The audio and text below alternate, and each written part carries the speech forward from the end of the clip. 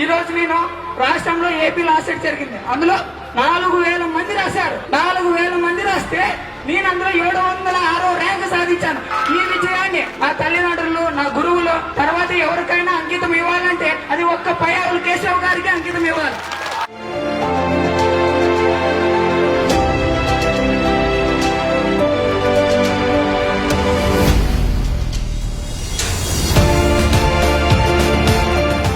మనకు కావాల్సింది ఏంటి లైఫ్ లో? ఓటమి రాకూడదు అని మనం కోరుకోవచ్చు, కానీ జీవితంలో ఓటములు ఎదురవుతూనే ఉంటాయి. గెలవడం ఎట్లా అనేటువంటి దాని మీదే మన దృష్టి ఉండాలి. అయ్యో ఓటమి, ఓడిపోయాను అనేటువంటి ఆ భయము, ఆలోచన లేకపోతే జీవితంలో కష్టాలు వస్తాయి. మనిషి జీవితం అన్నాక కష్టాలు ఒక పార్ట్, దాన్ని ఎట్లా అధిగమించాలనేటువంటిదే లక్ష్యంగా పోవాలి.